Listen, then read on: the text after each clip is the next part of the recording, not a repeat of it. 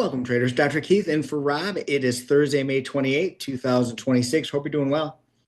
All right, so great day again in the WealthCharts live training room, folks. Here's the 9:30 open, okay, right here. And what I mentioned was at the open. So the probability was that we were going to retrace. And what I mean by that is so there was no gap today, meaning the 4 p.m. close was basically where we were at the open. And so we kind of expected a fake out to the upside and then a resumption back down to the original point of control here. Okay, and that's what happened. But what I said was I'm not looking to really short that. I wanted to see, and we were really patient here during this congestion. So at the point of control, you can get a lot of congestion.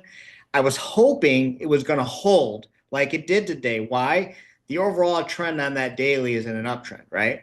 So then once we started heading higher, see these solid formation candles here, folks, then I was bullish. Okay, and then in addition to that, some news hit with Iran and war, and so again, everything was looking bullish. We were bullish on the algorithm as well. So how did I trade that today? I took two trades, folks, over 50 ticks total profit today. But what I look for is I'm looking at scalping a lot lately based on the market conditions, especially after a news event when you want to be in and out quickly, in my opinion. So again, we had a TRP cross here. Again, everything was bullish, bullish, bullish. We entered here using the Renko formation with the 1 minute Heikin-Ashi in an uptrend and had a nice trade here. Then we waited for a pullback with the same type of setup here for our second opportunity as well. So two real good solid setups here, two good quick scalps in these market conditions. And if you're interested, again,